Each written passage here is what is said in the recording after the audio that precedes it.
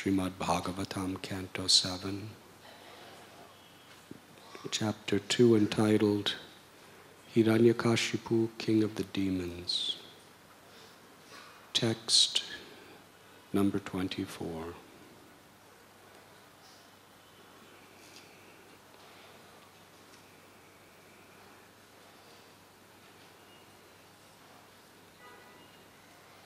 Perhaps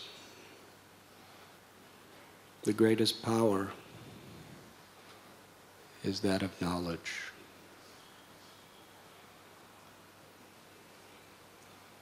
From a physical perspective, many lower species are far stronger than human beings. The elephant, the leopard, the tiger. They are faster, stronger, better fighters.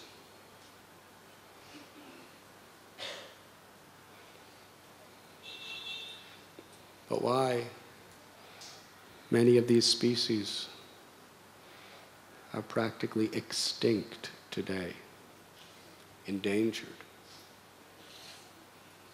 The rhinoceros. How many of you have ever been standing in front of a charging rhinoceros? Hare Krishna. Very powerful.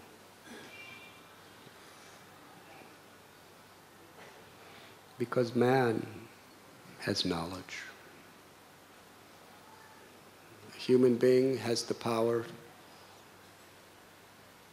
of developed intelligence, the capacity to acquire knowledge. And that knowledge can create weapons, civilizations, inconceivably more powerful than anything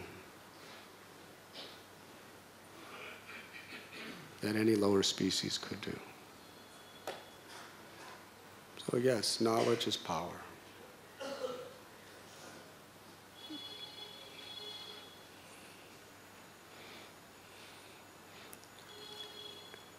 Look at what man is doing. The dilemma of global warming, pollution, creation of powerful nuclear bombs that has the potential capacity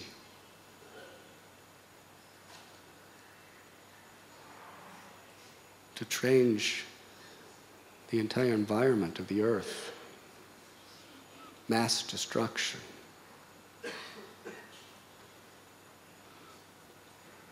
And it is all the result of knowledge.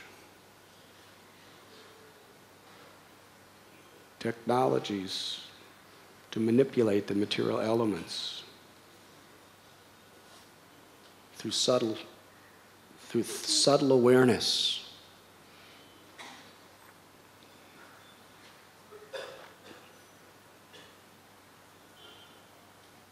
Wherever there is the greatest knowledge, there is the greatest potential to give benefit or harm to others. And that is why a human being only is responsible for his or her actions and words.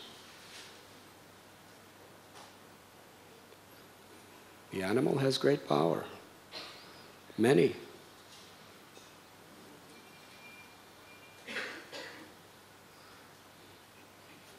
But they have no karmic responsibility for anything they do or any sounds that come out of their mouths. But a human being is karmically responsible for every action and every word. Why? Because of the capacity for knowledge.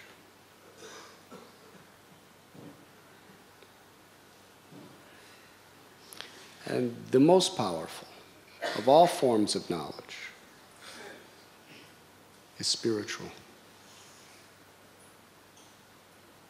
Knowledge of the self, which is coming from the scriptures, which reveals how this material world is created, how it is working. What is the soul? What is God? What are the interactions?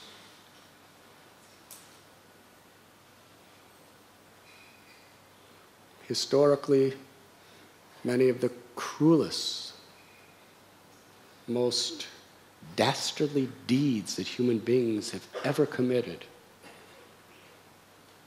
is on the basis of Scripture,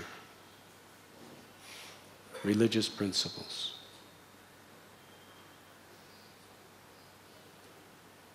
Terrorism, hatred.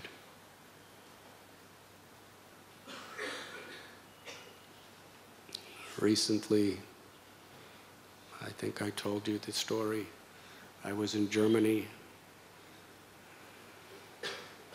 and some German devotees, they're actually not devotees, I'm sorry, just people I met. They were very, very deeply into the history of Christianity in Germany. They told the story of the Crusades.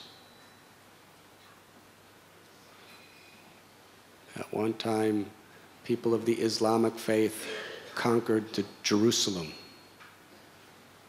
So kings and noblemen of Europe, from France, from Europe, from England, they were mobilizing huge armies for the purpose of conquering the Muslims and regaining control of Jerusalem under the Christians. They were called the Crusades. And they would march on their horses and then by foot all the way, and there was ghastly battles. Sometimes the Crusades won, then the Muslims would go and they would conquer, and then the Christians would conquer. It was going back and forth for long, many, many decades.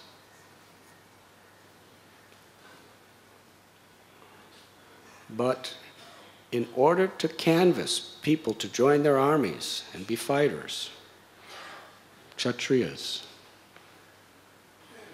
they advertised that for every non-believer doesn't mean you're not religious, you don't believe in God.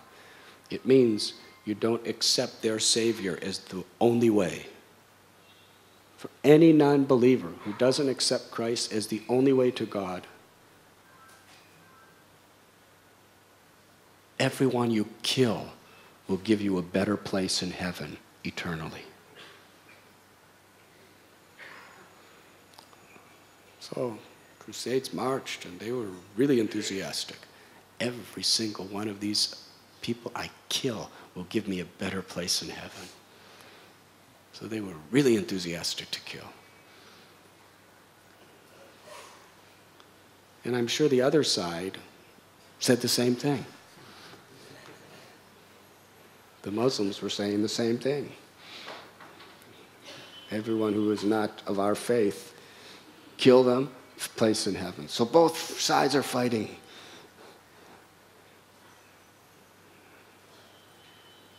With a spiritual purpose in their minds.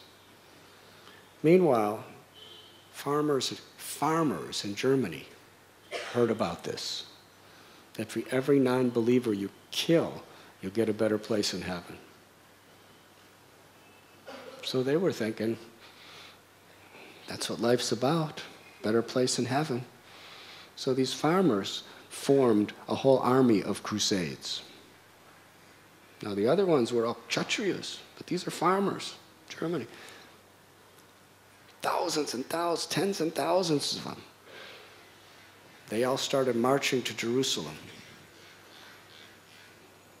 But on the way, they came to some big Jewish communities on the way, in Germany itself. And they were thinking, this is easy to heaven. They're non-believers. And they don't even have weapons. They completely exterminated the entire communities. On the way, any community that they found that wasn't of their brand of Christianity, they killed every man, woman, and child. Tens and tens and thousands.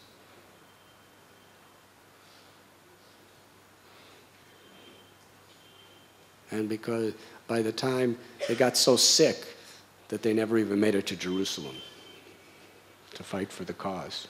They all went back home because they were too disorganized to actually fight anybody. They didn't fight anybody, they just killed. Innocent.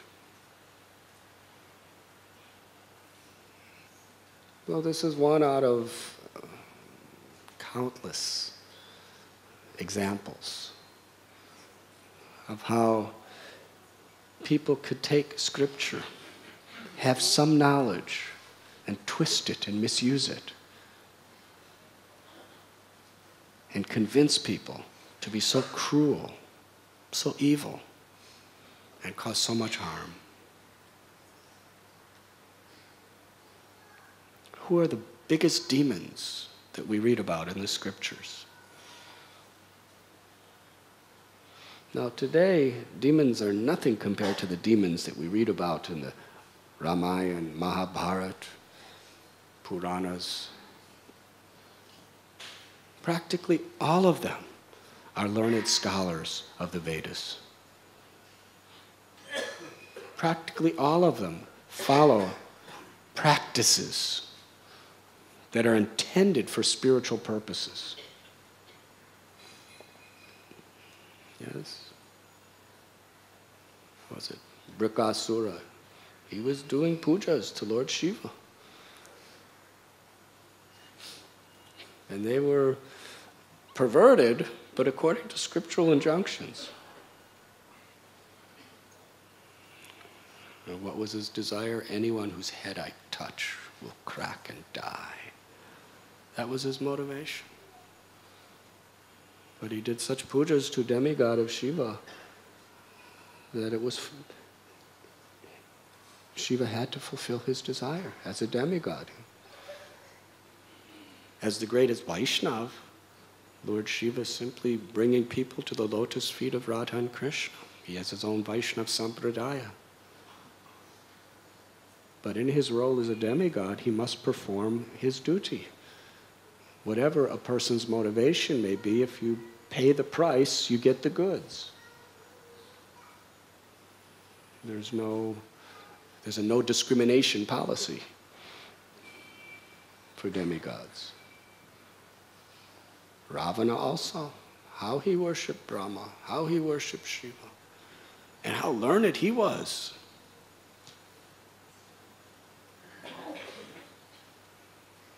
And therefore, these personalities, they gained supernatural mystical powers because of their knowledge. In this chapter of Srimad Bhagavatam, we are reading about Hiranya Kashipu. What's so wonderful about this chapter is these verses, perhaps 20, 30 verses, 40 verses. If you just take them out, put them on a piece of paper, and show them to our most exalted brahmacharis, to the best pandits, even to pure Vaishnavas, Paramhamsas, just take his name off. Take it out of this section, which is entitled Hiranya Kashipu, King of the Demons, and just put his words in people's hands. And everyone will unanimously feel, this is a great soul. This person is fit to be my guru. He is parampara. What he's speaking is perfectly parampara. Logic, philosophy,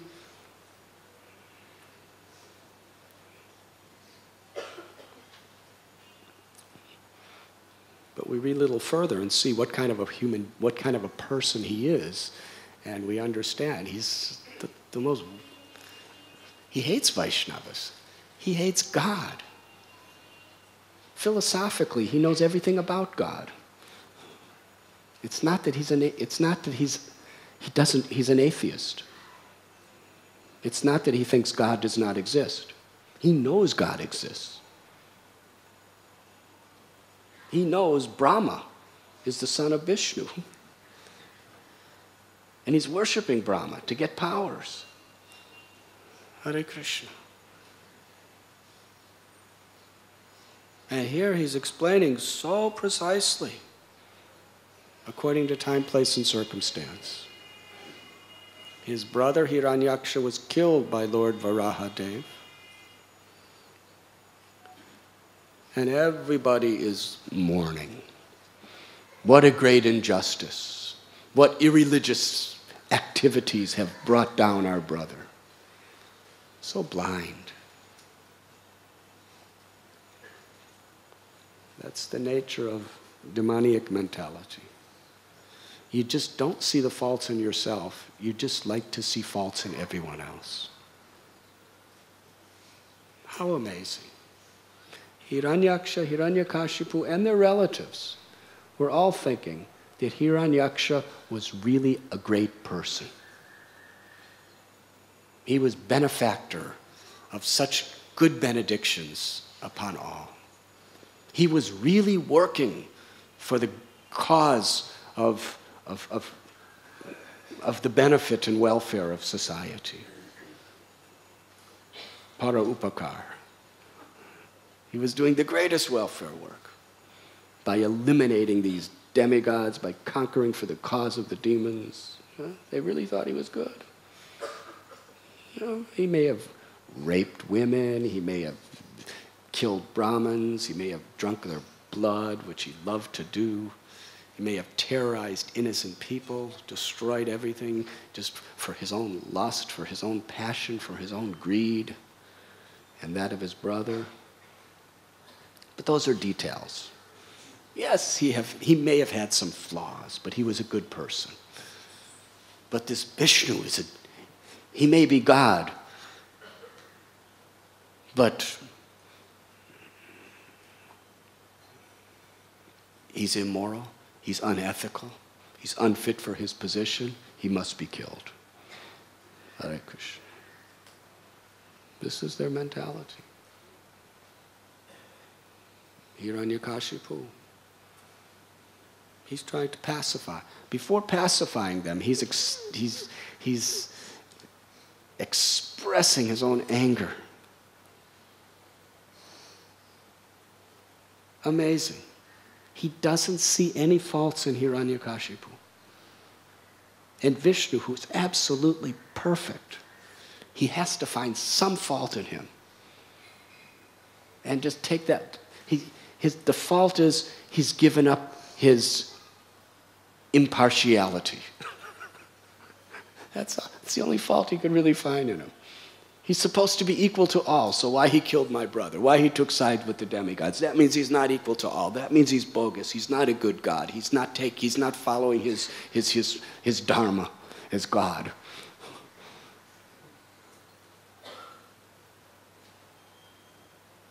Just see. One manufactured, concocted speck of a fault. He just expands it to absolutely blaspheme and defame Vishnu and rile up all of his associates to attack everything associated with Vishnu, to destroy. But he and his brother, they don't see any fault in themselves. That is demoniac mentality. And until you're a Paramhamsa, even if you're a devotee, you have those elements. We have them in ourselves.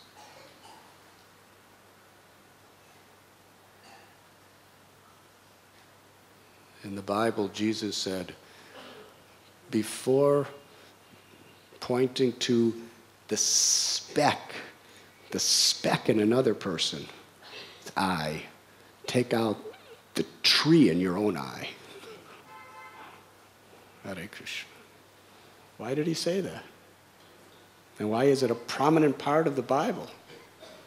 Before pointing out the speck in another person's eye, take the pole out of your own eye. Because that's human nature. Yes, there may be some fault. Bhakti Siddhanta Saraswati Thakur said the exact same thing.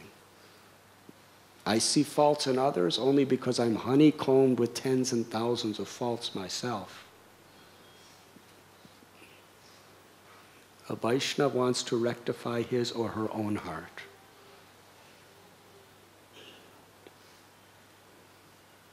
In fact, Srimad Bhagavatam tells us the only enemy is our own mind. The enemy is not others. The enemy is not the atheists. The enemies are not opposing religious fanatics. The enemy is not the person who's trying to destroy you. The only real enemy is our own mind.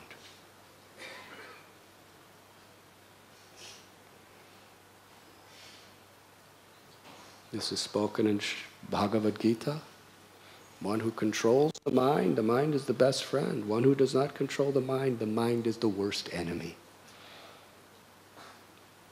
Rishabdev describes the only enemy.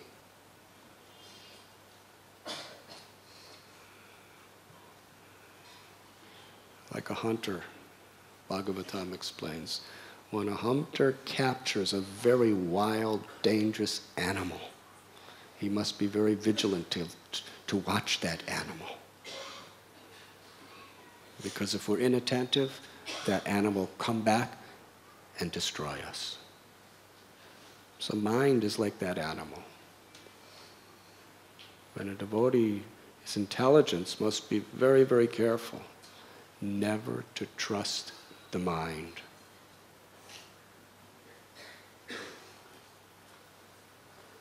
Always watch over it very, very carefully. And of course, the best way to control the mind is to keep the mind engaged in positive spiritual activities. Idle mind is the devil's workshop. Prabhupada cited this. When the mind is idle, it naturally goes toward the lower regions of thought. Just like water, its nature is to flow down. Yes? Water will always seek the lowest possible place. Even if it's hard to get to, somehow water will just change its shape and its form and whatever, just to somehow or other get to that lowest possible place. The mind is like that, always seeking the lowest place. Therefore, the intelligence must keep pumping, pumping the mind upward. And that is devotional service. To always keep the thoughts of by remembering Krishna, through chanting his name, through hearing his glories, through rendering service. These 9 processes of devotional service are meant to keep the mind always fixed in Krishna and gradually experience the higher taste.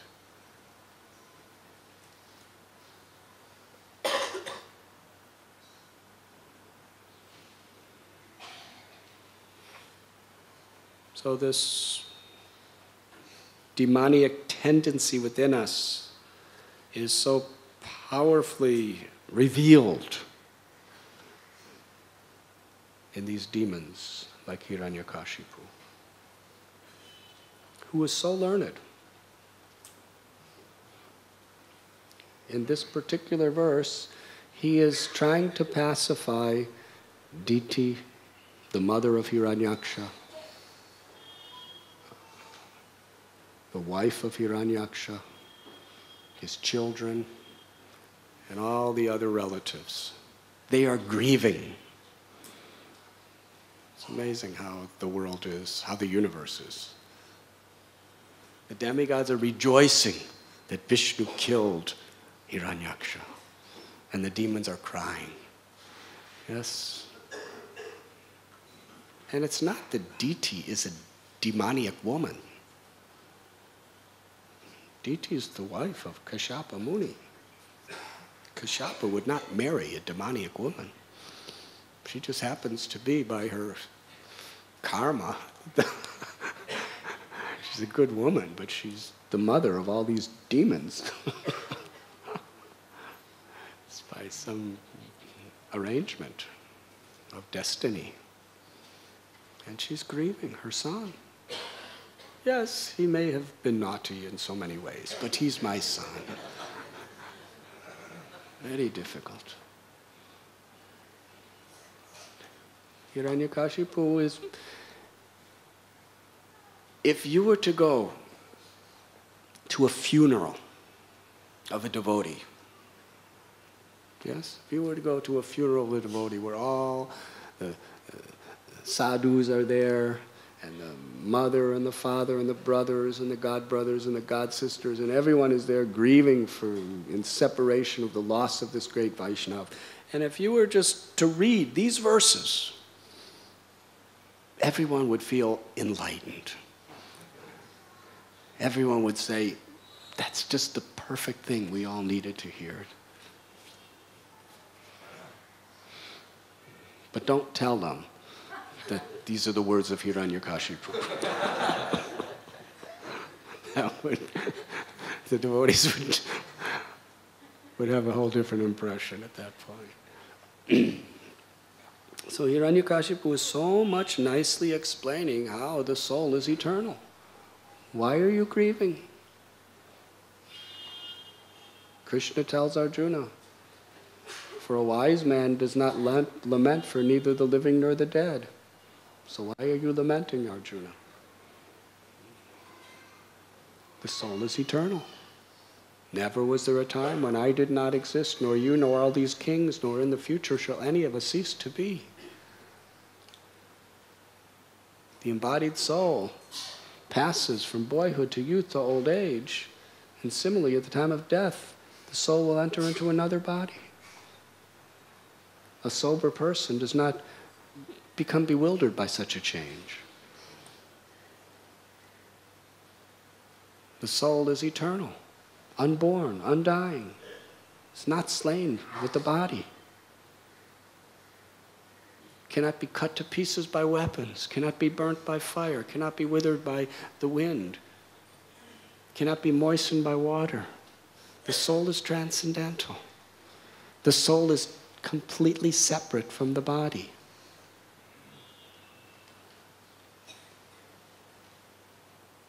Hiranyakashipu was explaining these principles so perfectly. If he was in Bombay, we would ask him to speak for the Prerna festival tonight. He's just so good. The only problem is he has all this knowledge and he's misusing it. That's why he's so powerful, because he has this knowledge. But he has the wrong motivation.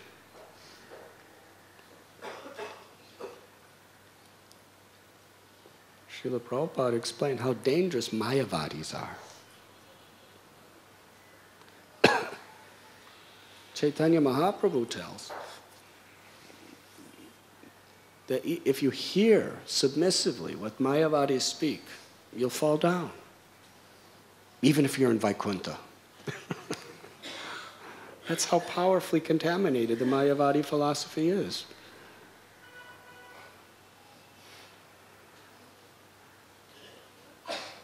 Lord Chaitanya Mahaprabhu said, your bhakti is doomed if you hear what they speak, because you lose your service attitude.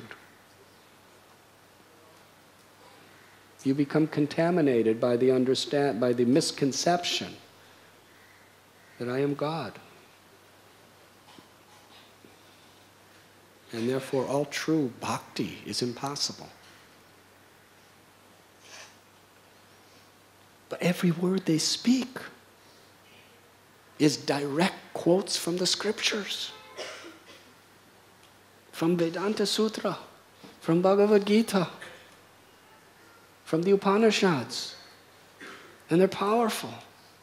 And they're convinced. And they even have realization of the subject.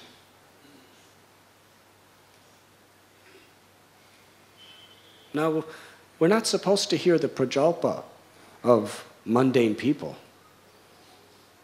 But nowhere does it say that if you hear the prajalpa of mundane people, that you'll be doomed. That if a resident of the spiritual world hears it, they'll fall down. No. Mayavadis.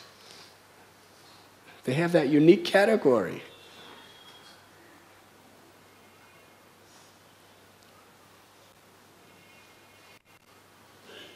But they have vast scriptural knowledge. That's why it's so dangerous. Because it's so philosophical and so logical to a person who doesn't understand the higher principles. It appears to be so, to convince you that you are God, and this is the way to realize it.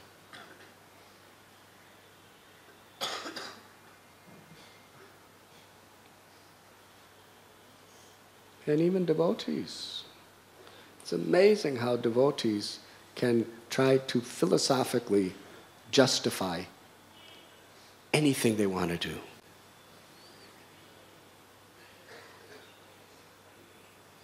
I remember one time a sadhu told me that he was a Sanskrit scholar. And he was a Vaishnava also.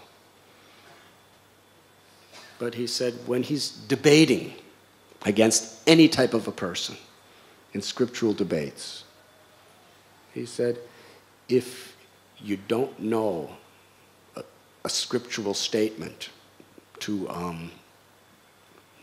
defeat that person, if you know Sanskrit, you just make one up.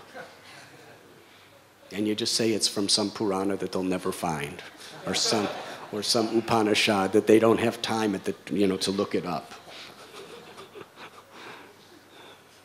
Huh? That's the way, he said, that's the way we defeat people. You know Sanskrit, you could make up anything you like, just put it in some little rhyme, little meter, say it's from this Upanishad, and you win. Hare Krishna. Now, of course, he's doing it for the right cause, perhaps. But sometimes devotees, even from Prabhupada's purports, that's the amazing thing. Prabhupada's purports are so pure. But you can take anything out of context to justify nefarious activities on the basis of Srila Prabhupada's words.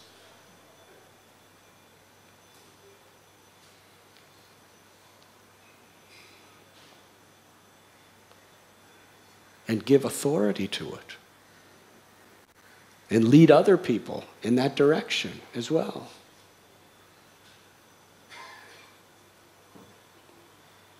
So this is Hiranya Kashipu. Taking something so good and using it for such an evil purpose.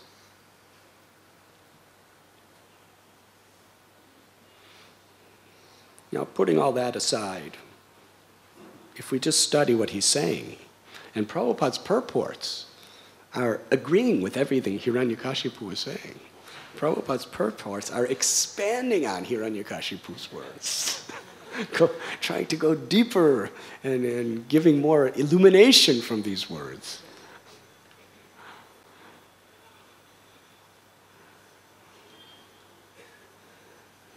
So today we're reading about how the soul is permanent, the soul is immovable, the soul is constant.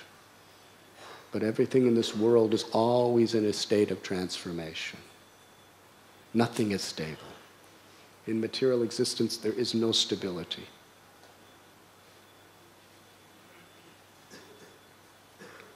We may see mountains and think that the mountains are for so many millions and millions of years. It's like there are love songs, that I love you and I will always love you. Even if all the oceans go dry, and even all the stars fall from the sky, and even if all the mountains turn into powder, still I will love you. Yes, like that. So they use this as an example because the stars, the ocean, the mountains, they seem to be forever. But that's an illusion. Because if you have a microscope and look at the mountain, you'll see that all the little components of the mountain are always changing, right? They're always, they're always changing.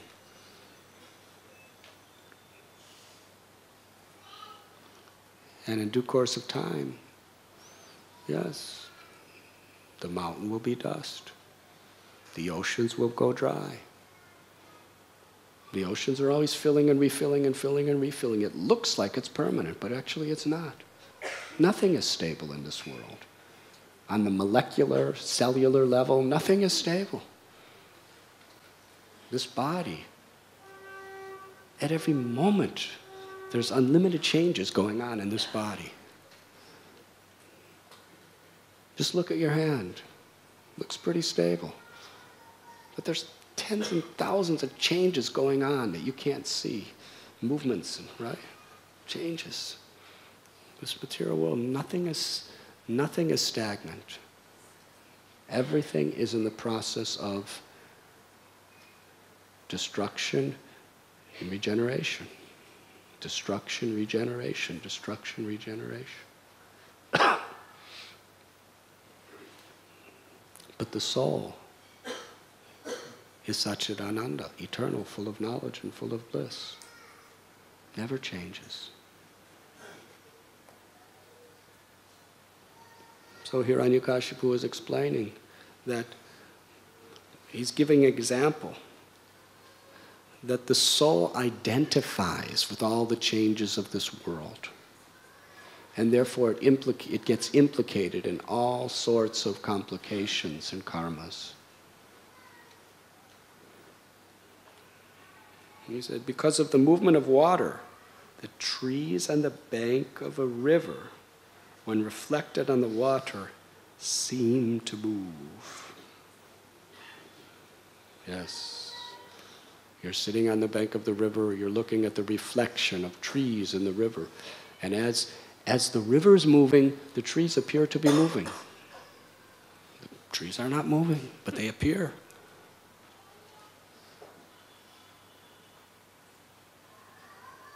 Or when you move your eyes, it looks like everything around you is moving. Yes? Do you like an experiment? Just go like this, move your eyes around and it appears the room is moving.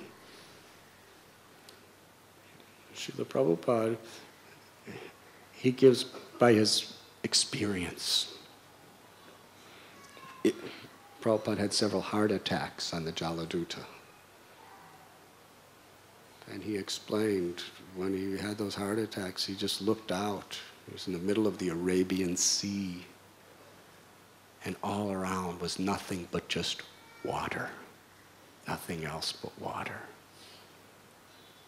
And when water has a very, very hypnotic effect, if you just see nothing but water, because water is always moving and every wave is a unique expression.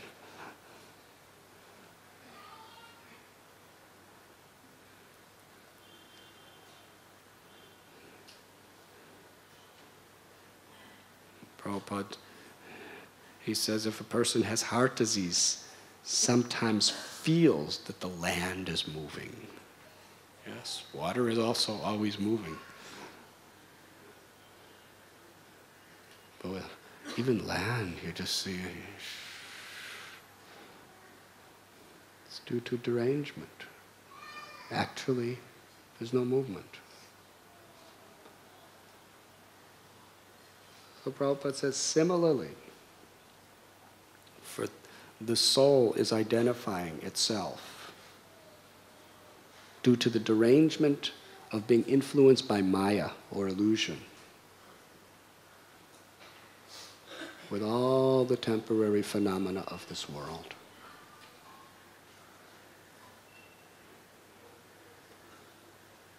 And we take it so seriously. We take all these transformations of material nature so seriously that we forget our real self and the needs of the soul. That is Maya. That is how she traps us, and that's how she keeps us within that imprisonment. By somehow or other distracting our attention away from our real needs. Moment after moment, birth after birth. Maya is so powerful. Through our attractions, through our aversions. Always there, at every moment, to somehow or other divert our attention away from the real needs of the soul.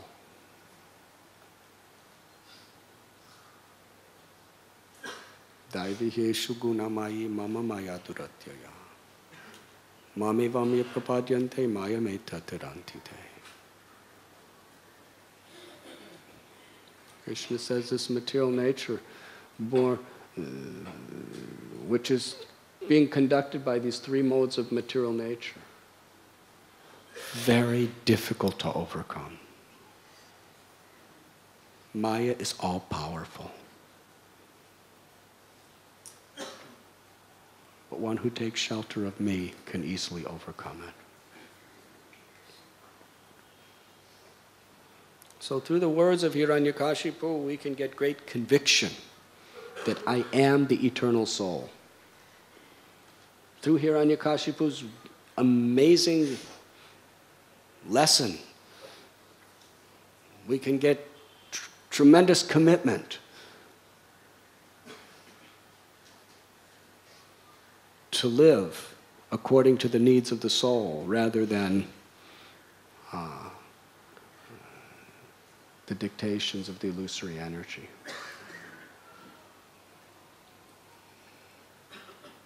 Maya means that which is not. That means it's not what it appears to be. Everything in this world, it's not what it appears to be.